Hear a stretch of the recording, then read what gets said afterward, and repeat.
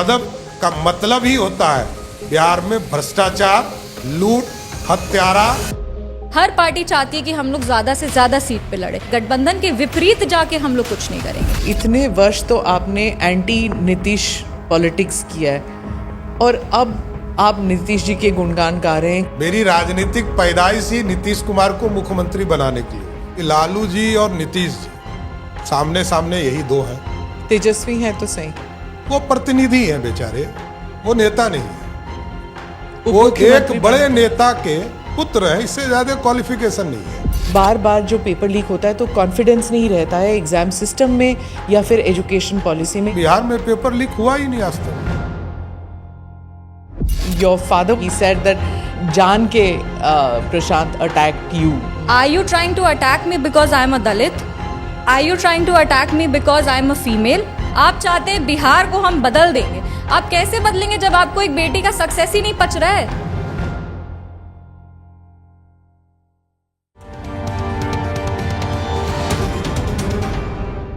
Namaste, Jai Hind. You're watching or listening to another edition of the ANI podcast with Smita Prakash.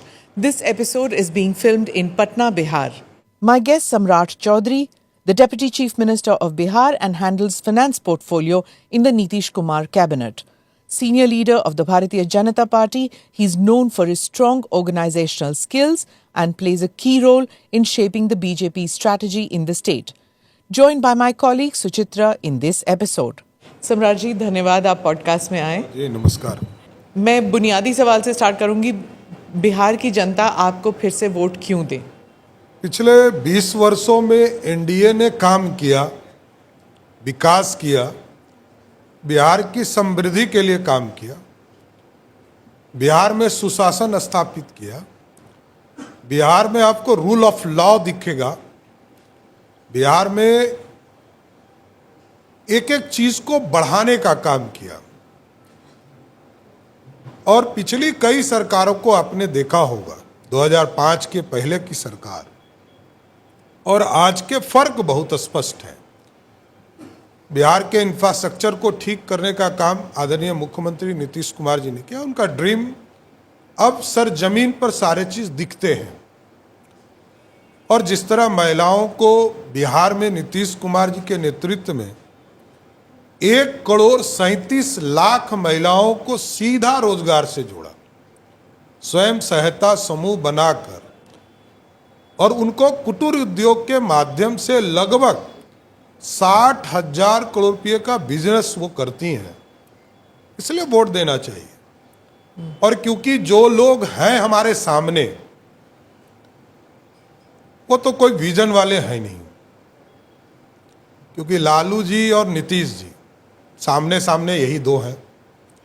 तो लालू जी को 15 साल मिला है और तो कोई है नहीं, और कोई लड़ाई में भी दिखता नहीं है। तेजस्वी हैं तो सही, वो प्रतिनिधि हैं बेचारे, वो नेता नहीं है। वो एक बड़े नेता के पुत्र हैं, इससे ज्यादा क्वालिफिकेशन नहीं है। हाँ, उनके नाम पर भी वोट नहीं है। वोट तो लालू जी का है। लालू जी आज कह देंगे कि अब तेजस्वी के जगह मीसा भारती है, तो कल से वो हो जाएंगे। तो वो प्रतिनिधि हैं, राजा के प्रतिनिधि हैं। और इसलिए मैंने कहा प्रतिनिधि हैं कि पहले राबड़ी देवी जी प्रतिनिधि थी और सबको हराया है हम लोगों ने। स्वयं लालू जी को एनडीए ने 8 बार हराया है, और श्री तेजस्वी यादव जी को भी जब लालू जी ने प्रतिनिधि माना, उनको भी 3 चुनाव में लगातार हराने का काम एनडीए ने किया है, बिहार की जनता के आशीर्वाद से।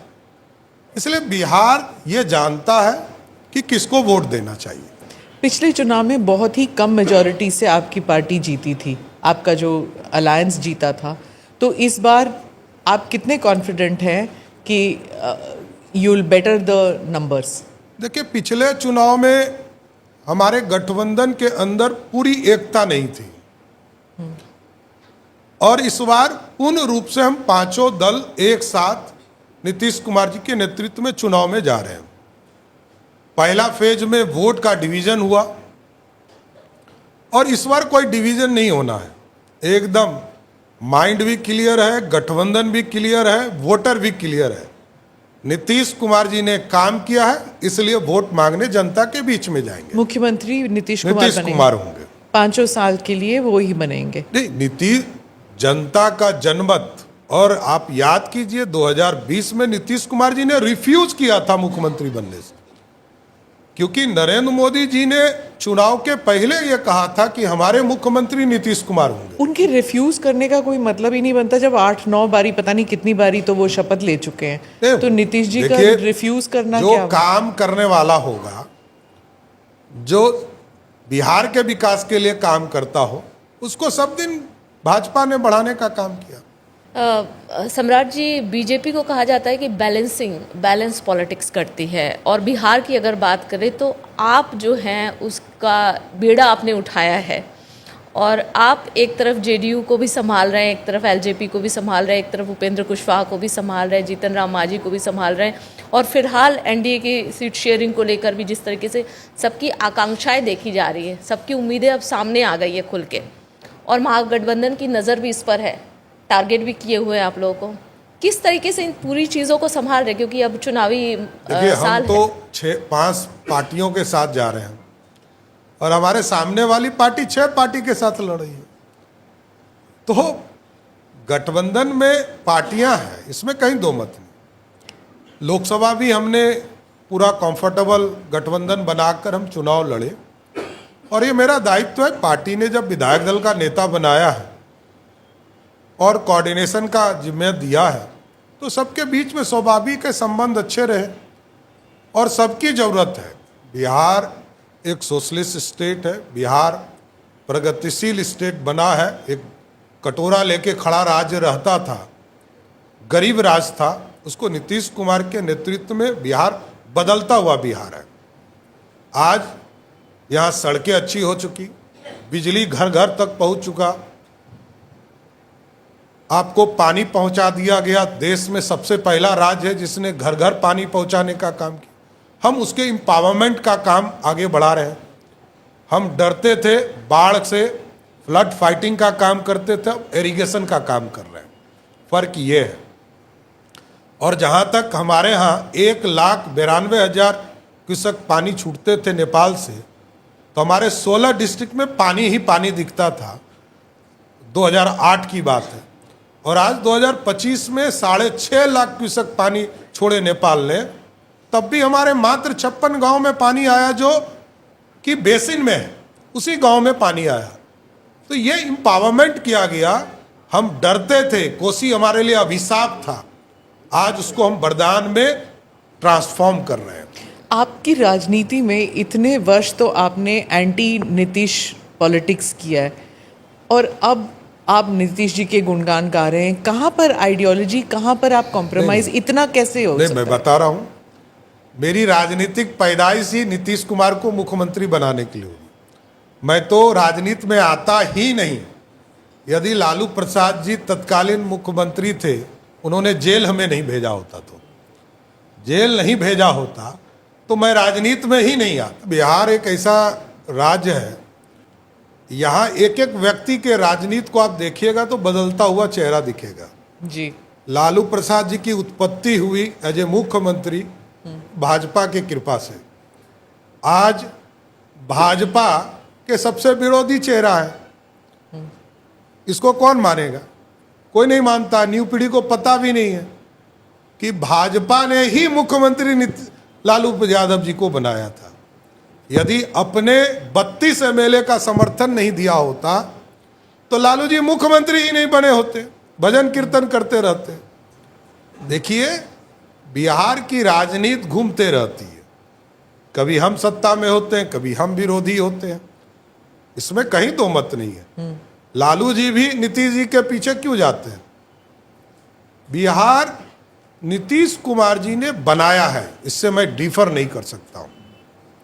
लालू जी को एक बड़ा मौका मिला, 15 साल तक बिहार के मुख्यमंत्री अपने रहे और अपने मुखौटा को मुख्यमंत्री बनाकर 8 साल रखा। इसके बाद भी बिहार में कुछ नहीं किया उन्होंने। वो कहते हैं हमने सामाजिक न्याय। सामाजिक न्याय क्या होता है? सामाजिक न्याय का मतलब थोड़े होता है कि कोई राजा बन जाए। वो राजा थे, सिर्फ और सिर्फ राजा। आए थे गरीब का बेटा बनकर और सत्ता में बैठने के बाद राजा हो गए। पहले राजा आए स्वयं, फिर रानी लाया, फिर राजकुमार लाए, फिर राजकुमारी लाया। यही है कंसेप्ट लालू जी का। उनके लिए कोई बिहार का विकास का मॉडल नहीं है। अब जहां तक मेरी राजनीति है, बड़ा स्पष्ट है। मैंने कहा कि 1995 में यदि लालू प्रसाद जी ने मेरे परिवार के 22 लोगों को जेल में नहीं डाला होता तो मैं राजनीति में भी नहीं आता, दूर दूर तक राजनीति में नहीं आता। और मैं तो 3 साल तक केस लड़ता रहा अपने, जो हमने एक मच्छर भी नहीं मारा होगा। और मेरे ऊपर 17 मर्डर केस डाले गए लालू जी के द्वारा, शुद्ध पॉलिटिकल। इसलिए राजनीति में आया हूं, पीड़ा से भी राजनीति में आया हूं और संघर्ष भी करता हूं। नीतीश जी खिलाफ में थे तो उनके खिलाफ लड़ता था, आज समर्थन में खड़ा हूं तो पीठ पर सबसे पहले सम्राट चौधरी खड़ा है, इसमें कहा दो मत। आपने कहा कि उन्होंने तुष्टीकरण की राजनीति की थी। एकदम, लालू प्रसाद जी तुष्टीकरण के लिए ही जाने जाते। उन्होंने एक फॉर्मूला दिया 1990 में, बूथ कैप्चरिंग्स का एक सब्जेक्ट था। बूथ कैप्चरिंग, वोट जनता ने जिन विधायकों ने उनको मुख्यमंत्री बनाया, उनके बातों को सम्मान नहीं किया, लेकिन उन्होंने एक फॉर्मूला बनाया माई, और बूथ कैप्चरिंग से चुनाव जीतने लगे। लोकतंत्र कहीं और था, रिजल्ट कुछ और आता था। सत्ता का दुरुपयोग करके चुनाव जीत जाते थे। ये तो केजे राव जी और कई इलेक्शन कमीशन ऐसे आए जिन्होंने बिहार में लोकतंत्र को स्थापित किया।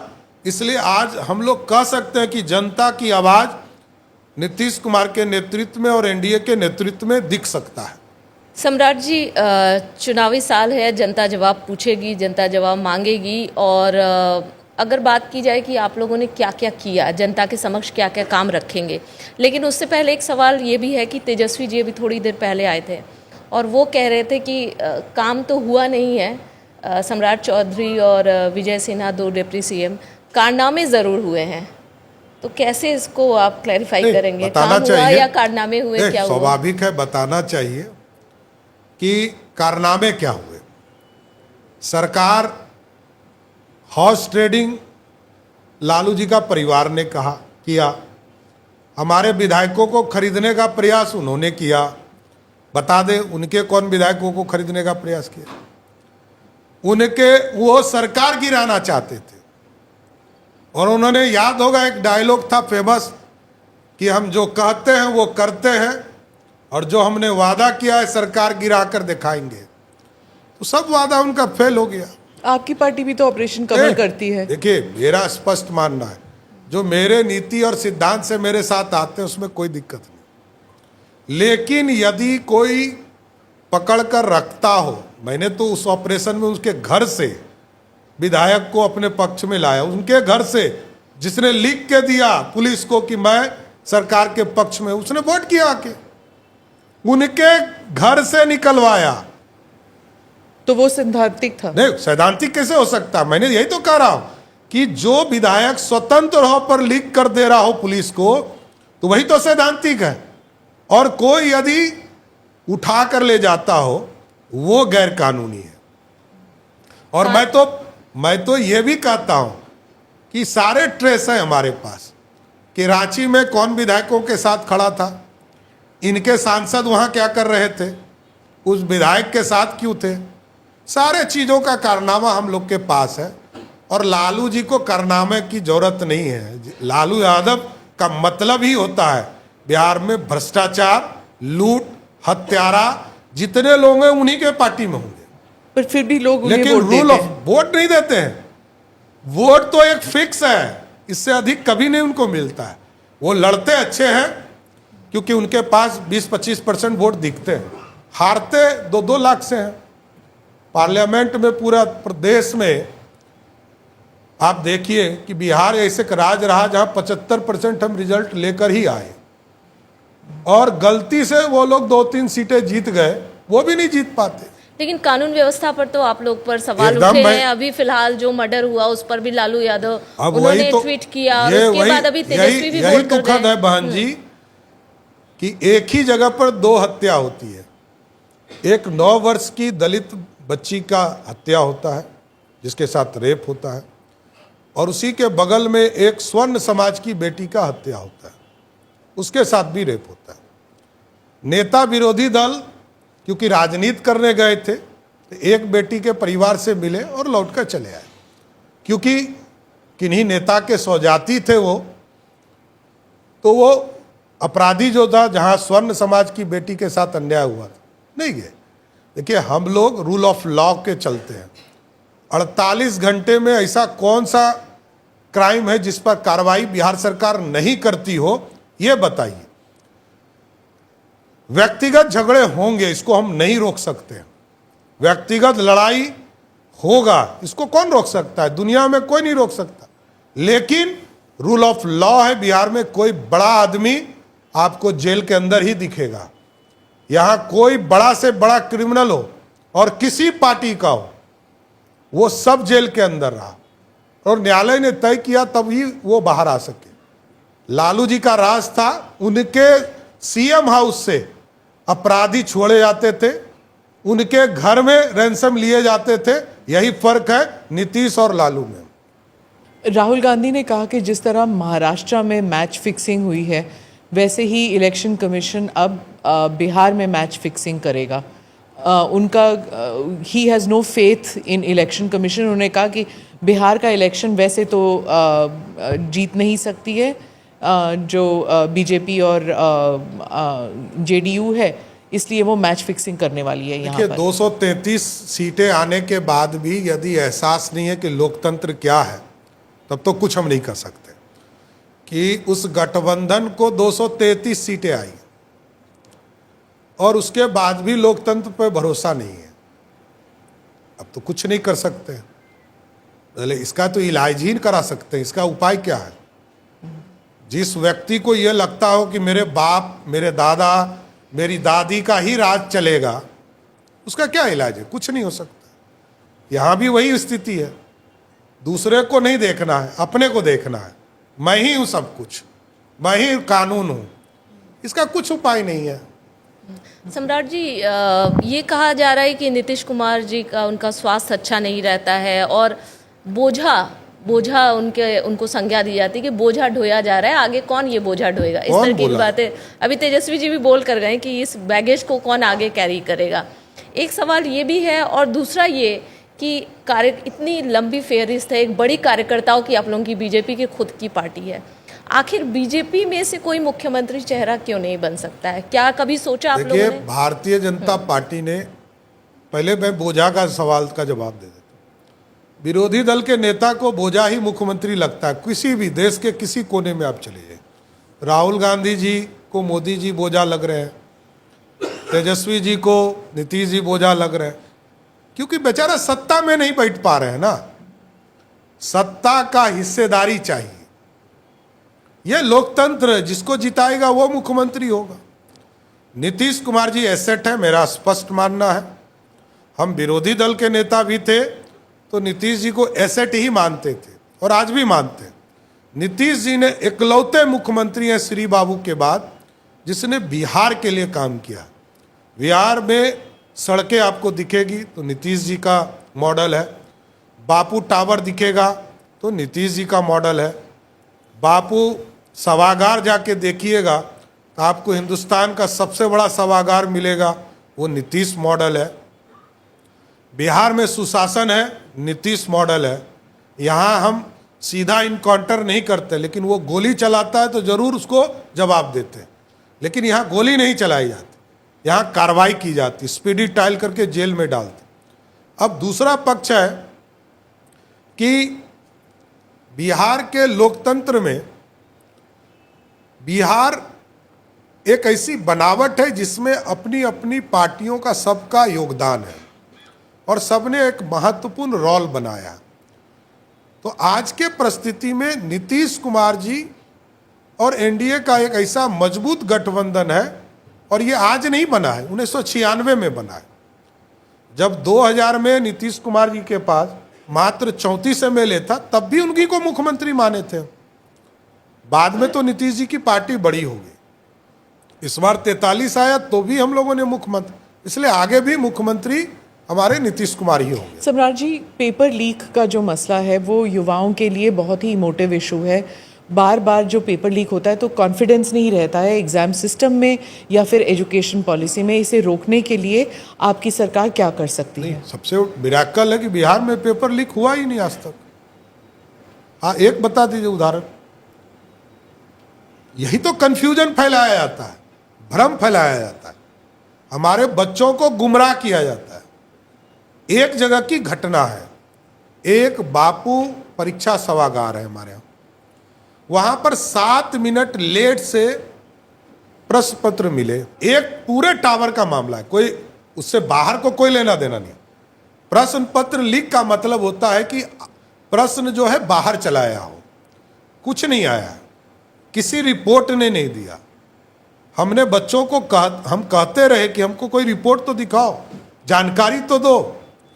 देखिए स्पष्ट है, क्योंकि मैंने कहा कि राष्ट्रीय जनता दल के पास 20-25% वोट है, वो सिर्फ भ्रम फैलाती, इससे ज्यादा कुछ नहीं। जनता जानती है नीतीश के सुशासन में इतने लोगों को भर्ती करने का काम किया गया, एक लोग भ्रष्टाचार के माध्यम से नौकरी में नहीं आया। लालू यादव ने तो जमीन लिखवा लिया, जमीन के साथ साथ जमीन जो आदमी लिखवाता हो वो जनता के साथ क्या न्याय करेगा, बच्चों के साथ क्या न्याय करेगा? ये सब लुटेरे हैं, ये लूटने के लिए जाल बिछा रहे हैं। बिहार का भलाई लालू प्रसाद का परिवार नहीं कर सकता, ये गारंटी है, लिख के दे सकता हूं। किसको लुटेरा कह रहे हैं आप? लालू प्रसाद जी को। अरे पंजीकृत अपराधी हैं, बिहार के चारा को चुराने वाला तो चोरी कहलाएगा ना। आज उनका जन्मदिन है, बधाई देता हूं, लेकिन वो तो चोर है ना भाई।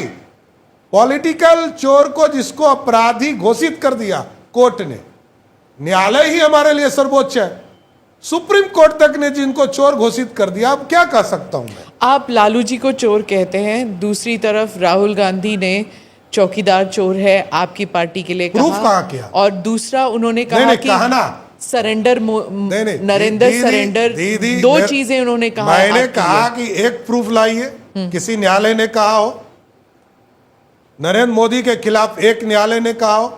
इस देश में न्यायालय से चलता है देश, सरकार चलाती है, कानून व्यवस्था खड़ा करना है, न्यायालय तय करती है कि अपराधी कौन होगा। अपराधी पंजीकृत है। आज तलवार से काट रहे हैं केक, तो जो आदमी तलवार से केक काट रहा है कल सत्ता में आ जाएगा तो 47 चलाएगा। यही फर्क है। नीतीश कुमार एक शिष्टाचार वाले मुख्यमंत्री रहे और 20 साल तक सुशासन देकर बिहार को स्थापित किया। और जहां तक सरेंडर की बात करते हैं, इस देश ने देखा है, जो व्यक्ति सिर्फ तुष्टीकरण करके प्रधानमंत्री बनता हो जिसका परिवार, वो परिवार क्या बताएगा? और जब 93,000 फोर्स नील डाउन कर गए थे, तब कौन सरेंडर किया था? श्रीमती गांधी सरेंडर की थी कि लाल बहादुर शास्त्री सरेंडर किए थे? यह स्पष्ट है, पूरा देश जानता है। आज मोदी जी के नेतृत्व में भारत की इकोनॉमी बढ़ रही है। आज हम दुनिया के सबसे चौथे स्थान पर आकर इकोनॉमी खड़ा करने वाले राष्ट्र हैं। तो हम आर्थिक स्थिति को बढ़ा रहे हैं और इन लोग को दिखता नहीं, तो हम क्या कर सकते हैं? राहुल गांधी जी हो कि तेजस्वी यादव हो, दोनों की स्थिति सेम है। एक देश का विरोधी दल का नेता है, एक बिहार का है, और दोनों की लेगेसी है और कुछ नहीं है। बिहार में प्रशांत किशोर के लिए जगह है? देखिए, मेहनत करना चाहिए, मेहनत कर रहे हैं, आगे करें। नौजवान है, अभी आए हैं राजनीति में 1 साल पहले, तो मेहनत करना चाहिए, जानना चाहिए बिहार की जनता क्या चाहती है। आपकी बी टीम है क्या?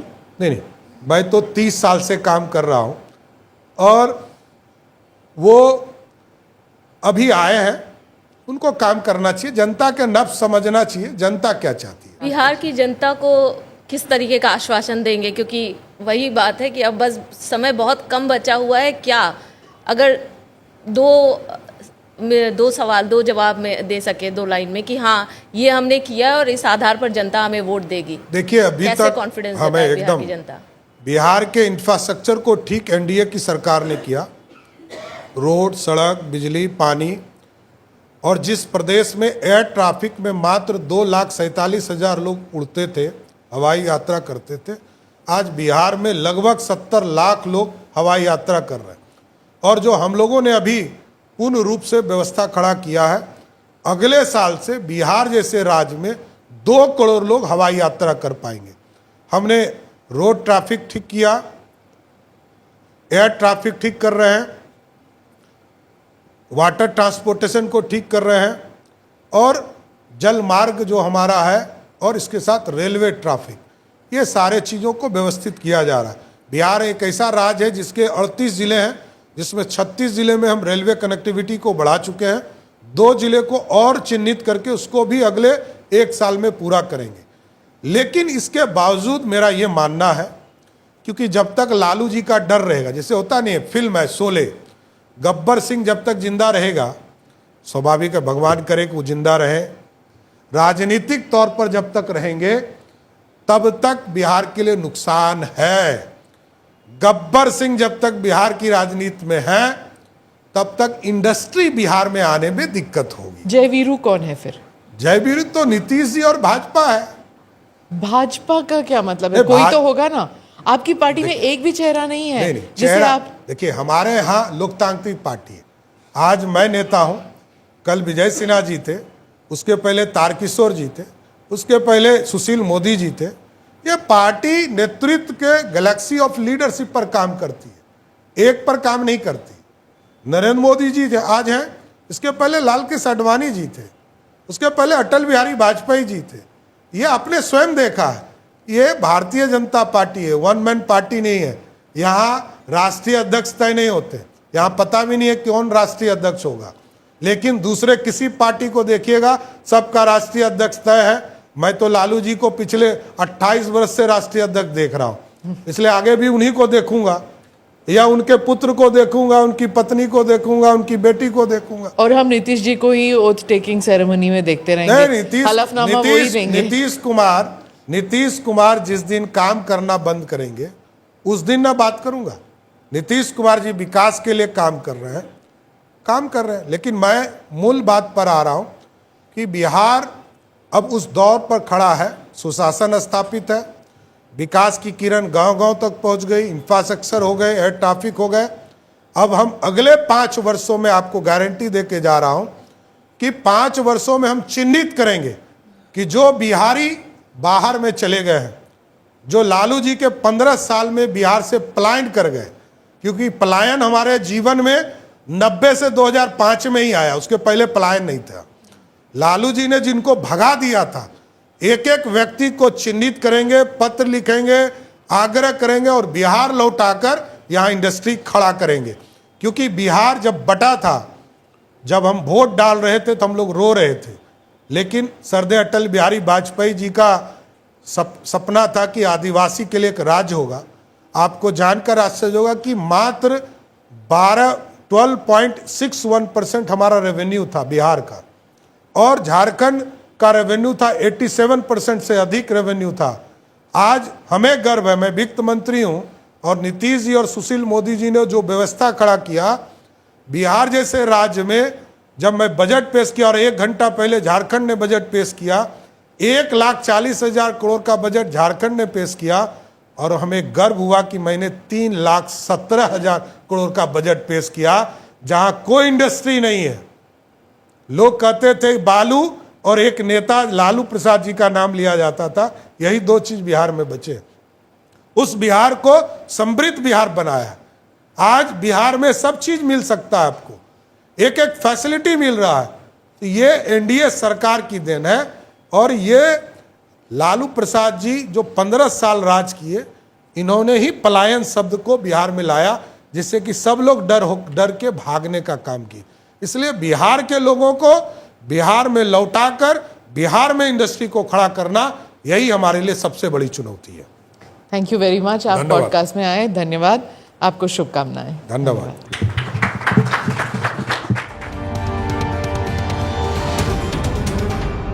My guest, Shambhavi Chaudhary from the Lok Janshakti Party. She's a member of the Lok Sabha representing Samastipur and one of the youngest parliamentarians in the country. She's appeared in episode 258. Thank you, Shambhavi, for coming on the Thank podcast. you for having me, and thank you for coming to Bihar. I'm so happy you guys are here. Yes, the podcast has travelled to Patna, and those viewers and listeners who want to listen to the earlier podcast with Shambhavi, 258 is the episode. You can watch that, and today we have questions from the audiences also. But usse pehle, let me ask you, your father was on the podcast, and हमने उनसे कुछ सवाल पूछे, and we asked him about this case that he has going with Prashant Kishore, and he said that जान के Prashant attacked you in that thing. क्या आप भी ऐसे सोचते हैं कि it was a personal thing? First of all, I don't think Prashant Kishore is worth the time that this conclave should waste on. तो सबसे पहले तो वहीं से शुरू करते हैं, बट हाँ, because now that you asked this, I think it's a personal attack. And हम लोग, I come from a political family and I'm a third generation politician, and I've learned one thing from my family and from all these years that I've watched politics, that politics is a fight between ideology. It's not a fight between two people. And you should always refrain from personally attacking somebody, because politics मेरी और आपकी लड़ाई नहीं है. ये हम लोग जनता के लिए लड़ते हैं, अपने विचारधारा के लिए लड़ते हैं. Prashant Kishor purposely brought this issue in a press conference. He didn't say it in a drawing room conversation. He didn't mention it to somebody. It was a proper press conference where he tried to attack me on political legacy, और वो पता नहीं क्या वो बोले कि ticket के लिए वो मेरे को खरीदा, अटैक किए वो उसके लिए. And I think it made no sense, because आप किसको अटैक कर रहे हो? Are you trying to attack me because I am a Dalit? Are you trying to attack me because I am a female? और are you trying to attack me because you think I am an scapegoat? क्योंकि अगर आपको political party को attack करना है तो LJP में और भी एमपीज हैं. लोक जनशक्ति पार्टी को ही अगर आपको अटैक करना था तो उसमें और भी एमपीज हैं. Why did you pick me out?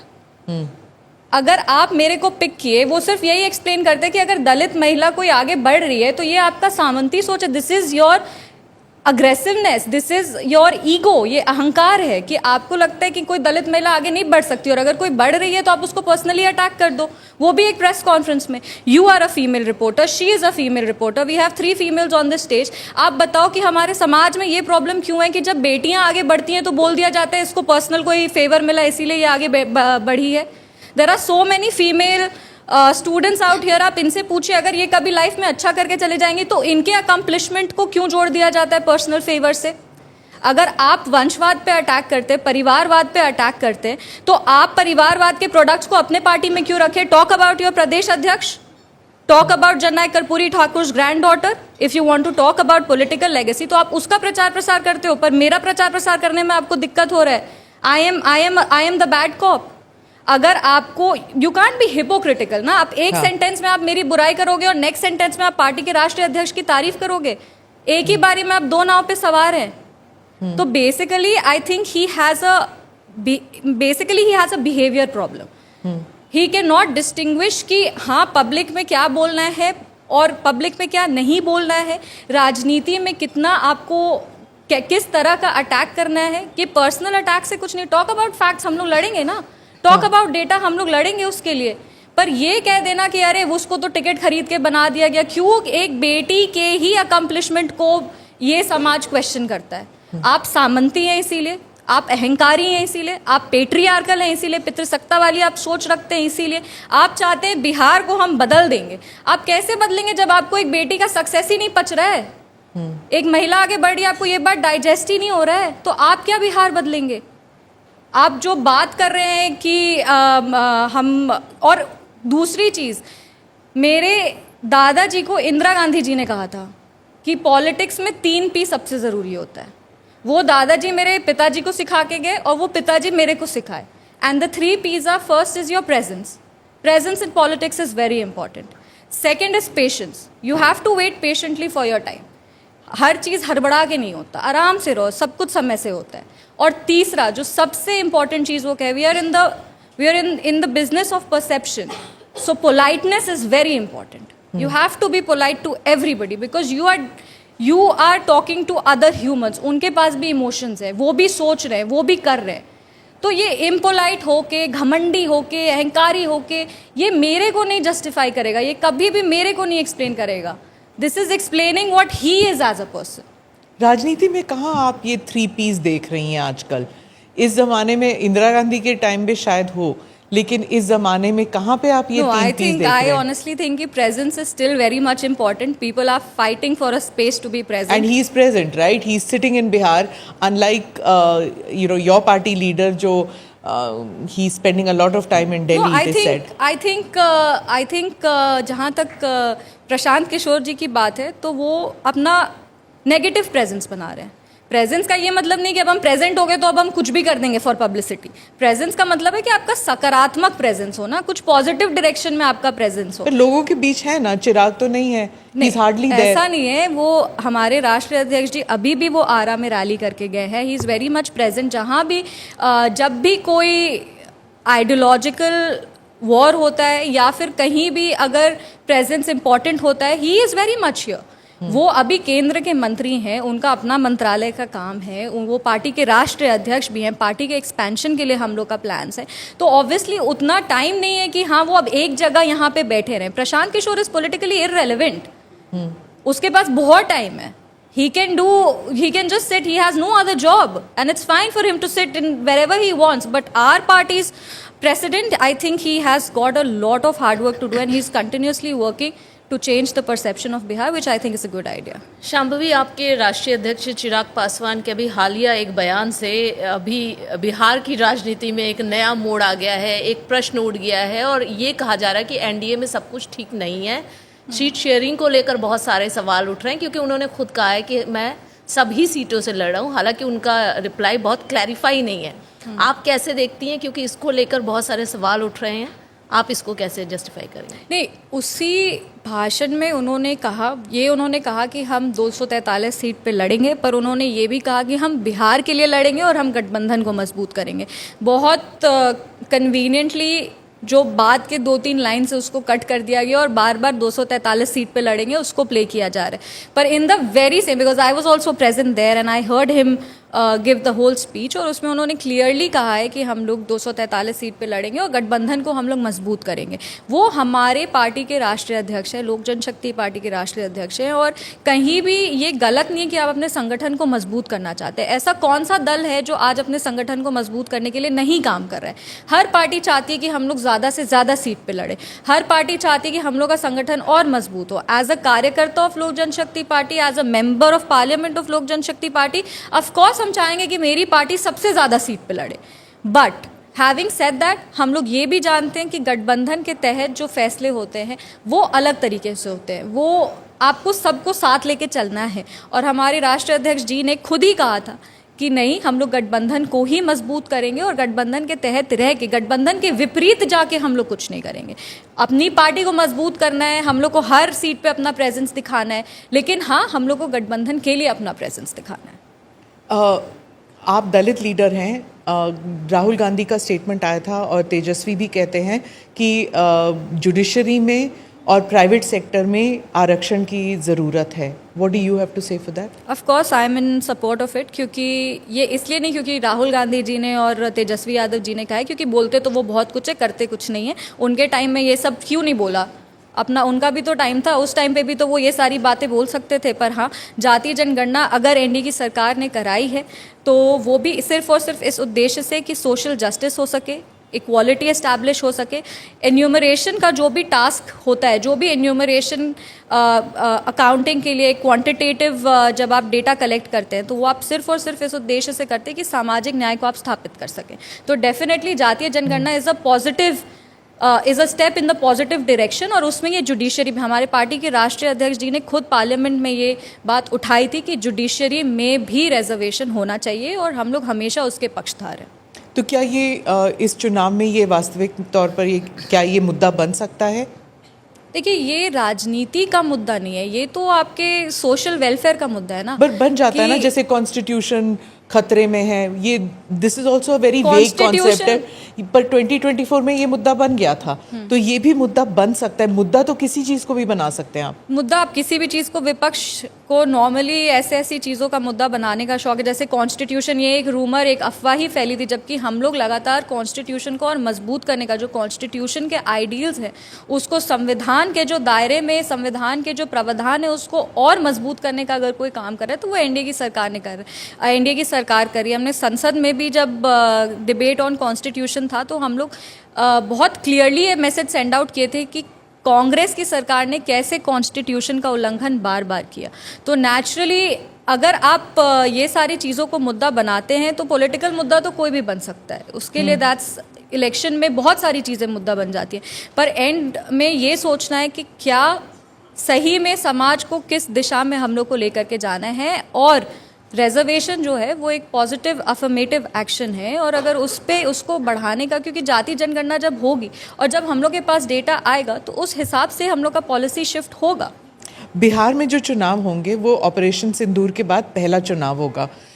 इसमें राहुल गांधी और कांग्रेस पार्टी जो है वो ज़रूर ऑपरेशन सिंदूर को उठाएगी, और नरेंद्र सरेंडर वाला जो उनका स्लोगन है उसको ज़रूर उठाएगी। क्या Narendra surrender will it take the same route as चौकीदार चोर है, या फिर बिहार में वो रेजोनेट करेगा कि भारत ने बहुत जल्द ही युद्ध विराम किया था? नहीं, ये बिहार में ज़रूर दिखेगा कि भारत ने एक करारा जवाब दिया है आतंकवाद के खिलाफ, क्योंकि हम लोग सबको याद है कि मुंबई अटैक्स के बाद भारत का, कांग्रेस की जब सरकार थी तो उन्होंने भारत के तरफ से कोई एक बंदूक तक नहीं उठा था, और आज भारत ने करारा जवाब पाकिस्तान को दिया है और पूरे देश को एक संदेश दिया है कि टेरर और टॉक साथ में नहीं हो सकता, टेरर और ट्रेड साथ में नहीं हो सकता, विकास की नदी और खून की नदी साथ में नहीं बह सकती।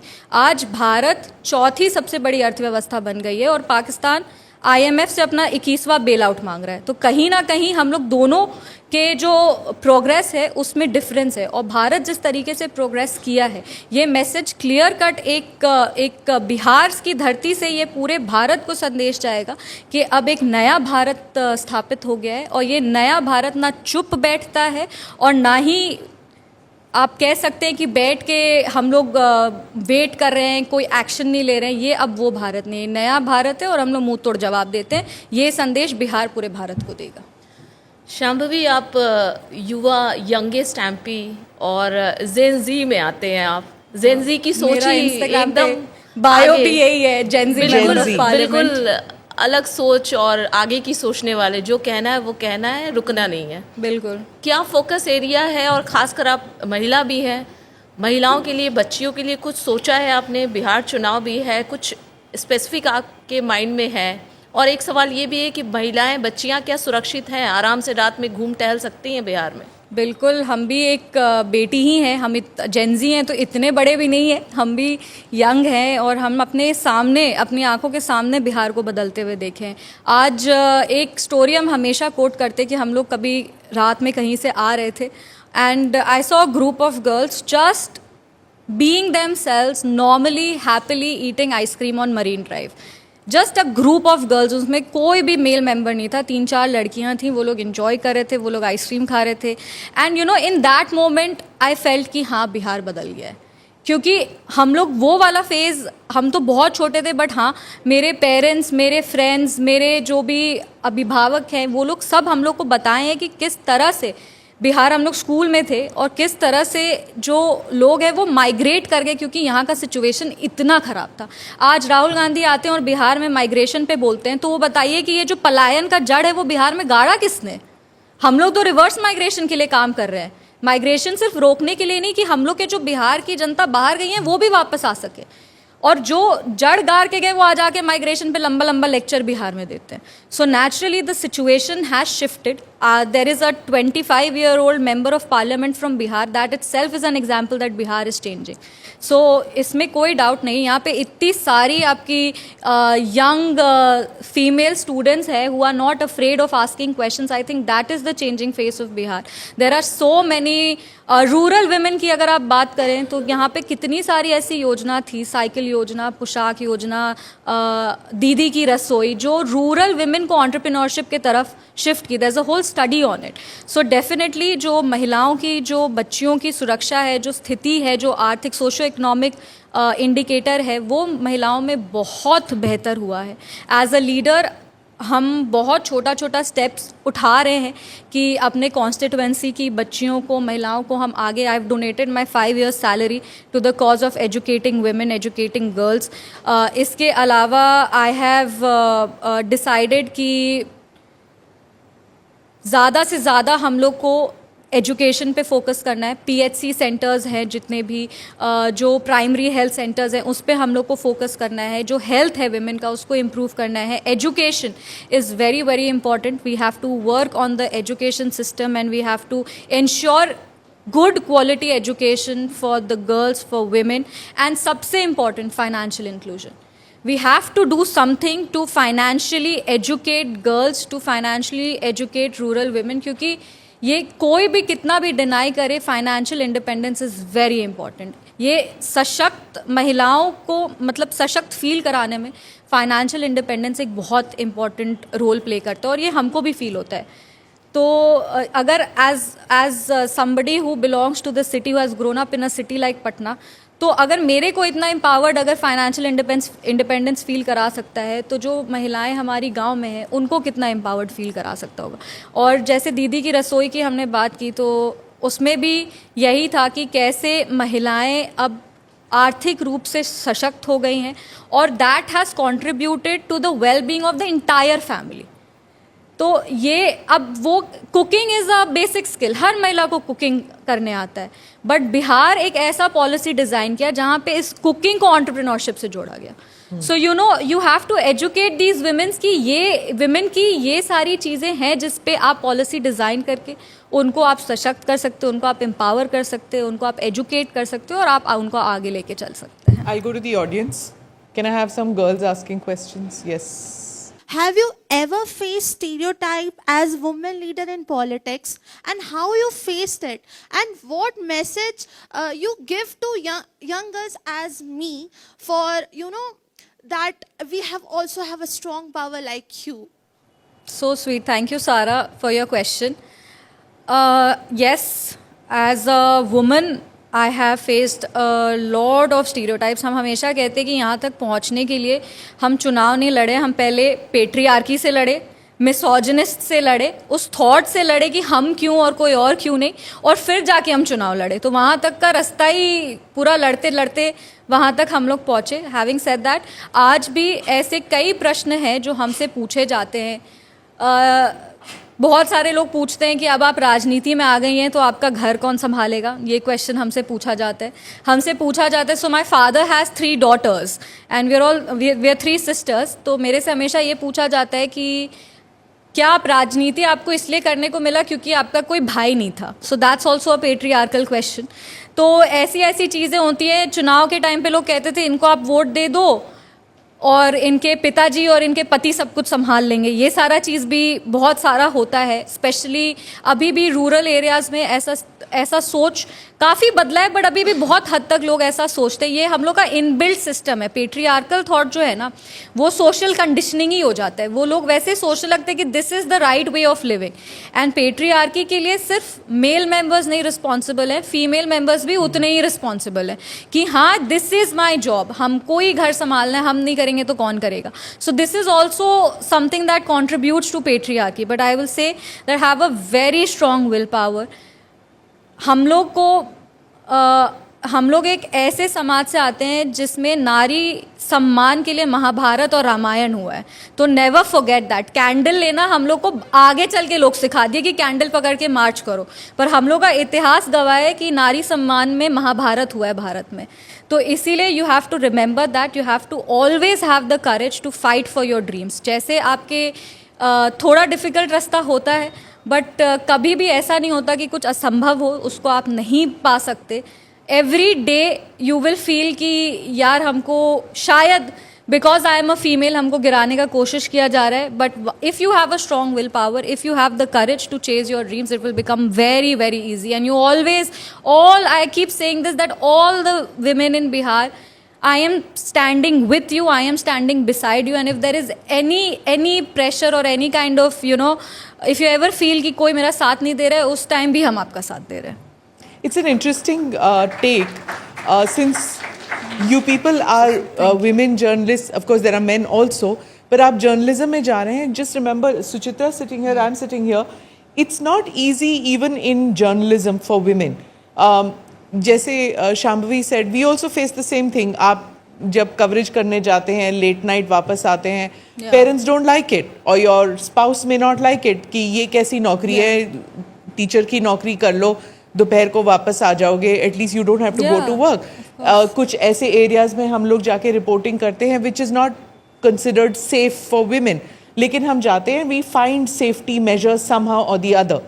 Also when you get to a position of choosing and helping people, you should help women too. Yes. Let me tell you, when I was a reporter of Suchitra's age, I wasn't sent out on locations क्योंकि मेरा जाना मतलब cameraman के लिए अलग room, मेरे लिए अलग रूम. अगर मेल रिपोर्टर जाएगा तो मेल रिपोर्टर और कैमरामैन एक कमरा शेयर करते हैं, तो उसमें कंपनी के लिए पैसे बच जाते हैं. जब टैक्सी में जाते हैं तो they share a taxi, it is easier. Women have to, you know, ये संकोच करना पड़ता है. Companies also rethink. लेकिन आज the inclusivity has increase. So as you journalists get onto the field, you will realize it's much easier for you क्योंकि it became easier for Suchitra, and for Suchitra it became easier because of me. Same way for Shambhavi also, it's become slightly easier for her as compared to say the earlier generation of women politicians जिन्हें assignments नहीं दिए जाते थे, जिन्हें क्या कहा जाता था, आप शहरी इलाकों में लड़ो, don't fight in rural areas. These are problems that you will face, but it depends कि आप अपनी बाउंड्री कहाँ तक रोकना चाहते हो, और it should be your choice कि आप अपनी बाउंड्री कहाँ पर सेट करना चाहते हो. Next question, anybody? मेरा क्वेश्चन आपसे ये है कि अपकमिंग बिहार इलेक्शन में महिलाओं को राजनीतिक भूमिका को बढ़ाने के लिए आप क्या प्रयास कर रही हैं? Thank you for your question. हम लोग की सरकार ने नारी शक्ति वंदन अधिनियम का बिल वो लोग लेके आए हैं, और उसमें 33% आरक्षण महिलाओं के लिए एज इलेक्टेड रिप्रेजेंटेटिव सुनिश्चित करने का काम किया जा रहा है. हम लोग, आई एम वेरी होपफुल कि आने वाले विधानसभा चुनाव में ज़्यादा से ज़्यादा जो टिकट्स है वो महिलाओं को, बिकॉज ऑब्वियसली इसका इम्पैक्ट बिहार विधानसभा चुनाव में देखने को ज़रूर मिलेगा. विमेन लीडरशिप भी from the last I think 5-10 years women leadership भी बहुत ज़्यादा प्रोग्रेस किया है. पॉलिटिक्स में आई थिंक बहुत बार ऐसा भी होता है कि महिलाओं को नहीं एनकरेज किया जाता है आने के लिए, बिकॉज बहुत ही it's not a 9 to 5 job. इसमें बहुत सारे जगह जाना पड़ता है, बहुत कंफर्टेबल सेटिंग नहीं होता है. इट्स अ पब्लिक जॉब, आप हमेशा पब्लिक के बीच में रहते हैं, तो कहीं ना कहीं हम खुद भी ये फील किए हैं कि महिलाएं कहीं ना कहीं बैक स्टेप ले लेती हैं. वो लोग संगठन और ये सब के साथ तो बहुत काम करती हैं, पर जब टिकट का बात आता है तो कहीं ना कहीं उनके संकोच रहता है, फैमिली प्रेशर भी रहता है कि अब कहाँ जाना है. That way I was very lucky that I was born into a very progressive family. I got married into a very progressive family as well. So वो मेरे साथ था. बट हाँ, जैसा कि स्मिता मैम ने कहा कि अब मतलब now I will make it easier for the next set of women to come in politics. तो डेफिनेटली हम लोग इसके लिए काम, अपनी पार्टी में लोक जनशक्ति पार्टी की अगर हम लोग बात करें तो वो एक लौती ऐसी पार्टी है जो 5 में से 2 सीटें महिलाओं को दी. अगर आप प्रपोर्शन भी लेंगे तो दैट इज 40%. तो ऐसे ही हर पार्टी को, हर पॉलिटिकल पार्टी को आई थिंक सुनिश्चित करना चाहिए कि उनका कुछ परसेंटेज ऑफ टिकट्स महिलाओं को ही देना है, ताकि विमेन लीडरशिप को और केटर हम लोग कर सकें, और देन वो ये प्रोफेशन भी धीरे धीरे और इंक्लूसिव होते जाएगा. जैसे now if I am a member of parliament from Samastipur, I will ensure कि ज़्यादा से ज़्यादा महिलाएं मेरे साथ काम करें, ज़्यादा से ज़्यादा महिलाएं संगठन में आगे चले. तो ये स्टेप जैसे हम ले रहे हैं, वैसे और भी जितने विमेन इलेक्टेड रिप्रेजेंटेटिव्स हैं उनको लेना चाहिए. अपने पार्टी में जब चुनाव का टाइम आएगा तो ये बात मजबूती से रखना और इंश्योर करना कि ज़्यादा से ज़्यादा महिलाएँ जीत करके हमारा प्रतिनिधित्व करें, ये सुनिश्चित करना. आई think that is how a good plan. It makes a lot of difference. See, for example, Suchitra does parliament beat. तो पार्लियामेंट में रिपोर्टिंग करती हैं, तो because we have several women reporters also, पहले in my time what used to happen was जब women parliamentarians निकलती थी ना, तो हार्ड पॉलिटिकल सवाल नहीं पूछते थे उनसे, जैसे मिलिट्री इश्यूज पे नहीं पूछा, ऑपरेशन सिंदूर पे विमेन पॉलिटिशियन से सवाल नहीं पूछा जाता था। जब मुंबई टेरर अटैक हुआ या उससे पहले कारगिल का या जो भी था, nobody used to ask questions on tough political questions.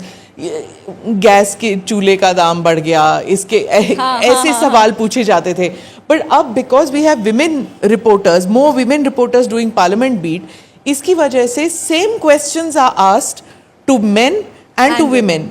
She'll come to you and ask you the same question as she'll probably go and ask, you know, a Piyush Goyal, or she'll ask a Nitin Gadkari or anybody else, or she'll ask a Jaya Bachchan. It's the same question which she'll ask all of you. So I think because we have more women in the workforce, this is the reason that you get a more diverse viewpoint. Any other question? मेरा सवाल आपसे ये है कि आजकल अक्सर सुना जा रहा है कि चिराग पासवान को बिहार का फेस बताया जा रहा है, उनके लिए नारे भी लगते हैं। क्या आपको लगता है कि वो बिहार के मुख्यमंत्री के लिए एक बेहतर और योग्य विकल्प हो सकते हैं? अलायंस पार्टी जेडीयू है और मुख्यमंत्री नीतीश कुमार है, ऐसे में चिराग पासवान को कहाँ देख रही है, क्योंकि वो अब बिहार विधानसभा चुनाव लड़ने की घोषणा कर चुके हैं? बहुत बहुत धन्यवाद आपके प्रश्न के लिए।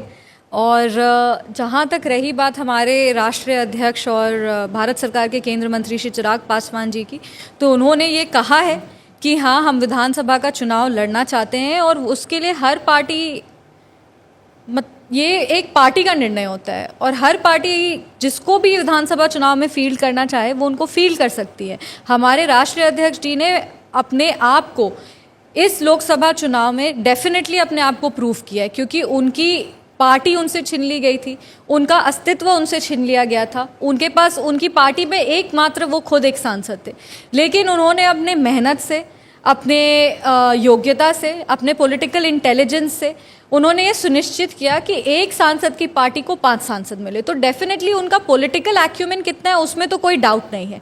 और जहाँ तक हम लोग, हर पार्टी चाहती है कि उनका नेता सर्वोच्च स्थान पे जाए, कोई भी पार्टी ऐसी नहीं है जो चाहेगी कि मेरा नेता आगे नहीं जाए, हर पार्टी चाहती है कि मेरा नेता सबसे आगे जाए। हम लोग भी लोक जनशक्ति पार्टी के, हम लोग भी हमेशा चाहेंगे कि मेरे नेता के लिए जो सबसे बेस्ट पोजिशन हो वही पोजिशन उनको मिले।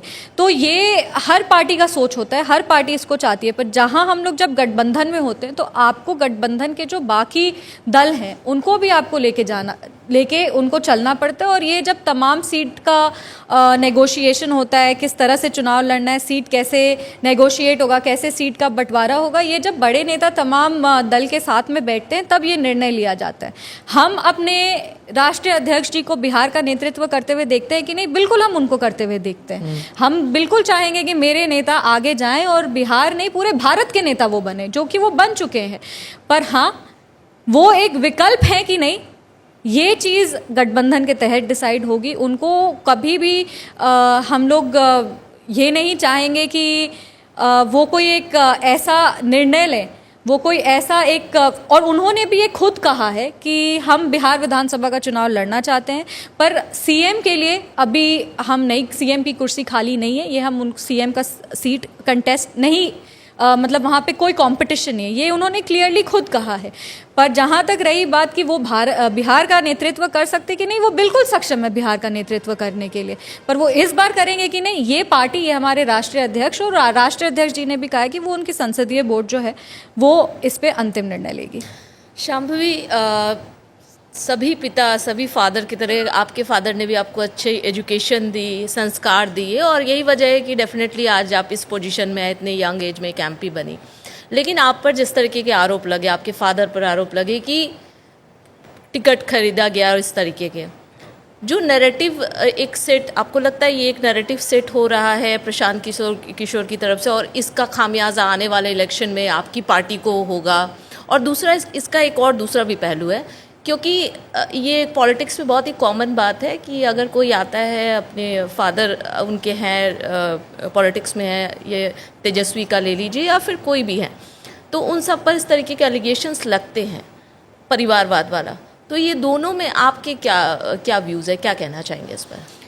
सबसे पहले तो आई सेड कि Prashant Kishor for me is politically irrelevant. तो वो क्या कहते हैं, वो नैरेटिव सेट होगा कि नहीं, दैट इज़ बियॉन्ड क्वेश्चन, क्योंकि ये नैरेटिव सेट होने, मतलब इसमें कुछ नैरेटिव सेट होने का बात ही नहीं है।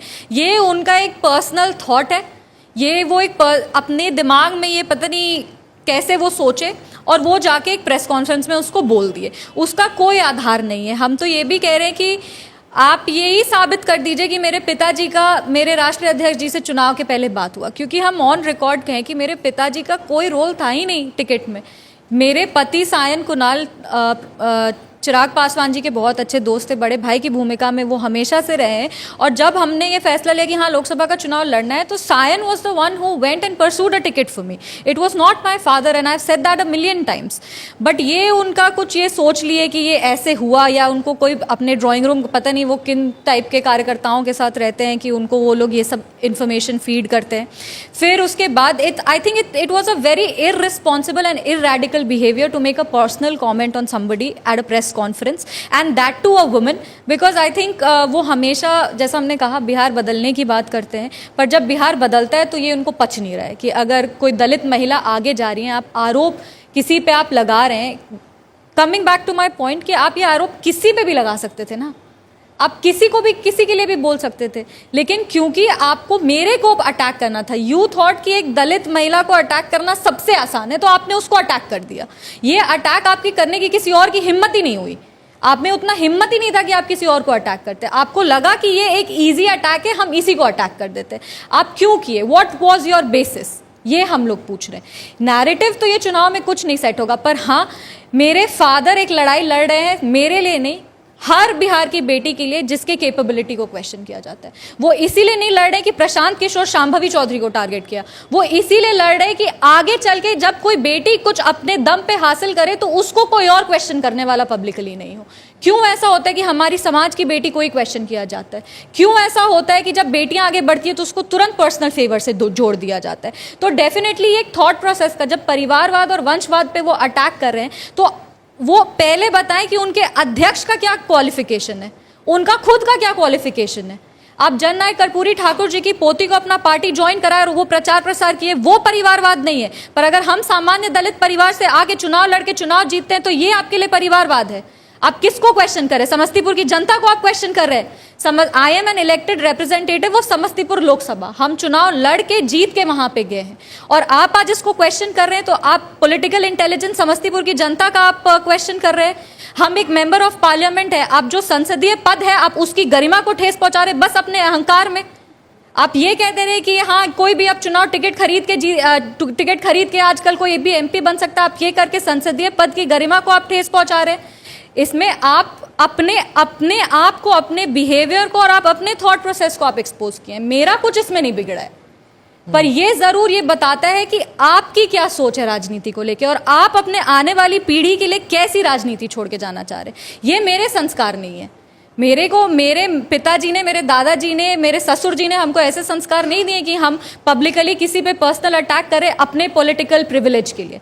हम लोग डेटा पे काउंटर कर सकते हैं, हम लोग फैक्ट्स पे काउंटर कर सकते हैं, पर इस तरीके से किसी को ह्यूमिलिएट करना, ये, और स्पेशली एक दलित महिला को, बिल्कुल ही गलत है। और ये हमारे संस्कार नहीं है। अब उनके वो क्या सोचते हैं और वो ऐसा क्यों किए, उस पर तो वो बेटर आई थिंक आंसर दे पाएंगे। बट डेफिनेटली ये पूरे बिहार के लिए एक मैसेज है कि ये सारे जो बाहर से लोग आते हैं, सामंती सोच रखते हैं, और जिस तरह से ईगोइस्टिक ये पॉलिटिक्स एस्टैब्लिश करना चाह रहे हैं, नकारात्मक सोच वाली पॉलिटिक्स, ऐसा हम लोग प्रोग्रेसिव पॉलिटिक्स करने वाले लोग हैं। हम लोग चाहते हैं कि हम लोग की राजनीति में बिहार आगे बढ़े, बिहार की जनता आगे बढ़े, बिहार की बेटियां आगे बढ़े, बिहार के किसान आगे बढ़े, बिहार के मजदूर आगे बढ़े। पर ये वो लोग हैं जो बाहर से आते हैं और अपने आप को कहते हैं कि हम बिहार बदल देंगे, पर बदलाव से बहुत डरते हैं। आप प्रशांत किशोर को भी बाहर वाला कह रहे हैं, और राहुल गांधी को आपने अतिथि भी बोला हुआ है कि वो अतिथि की तरह आते हैं बिहार में। और अतिथि देवो भव, बिहार अतिथि देवो भव का संस्कार है। हम लोग हमेशा अतिथि का स्वागत करते हैं। वो विपक्ष के नेता हैं, विपक्ष से हम लोग डरते नहीं है। वो जितनी बार आना चाहे वो आ सकते हैं। पर हाँ, ये बात तो सच है कि हमेशा कांग्रेस की सरकार ने हमेशा बिहार के साथ सौतेला व्यवहार किया है, इसमें कोई डाउट नहीं है।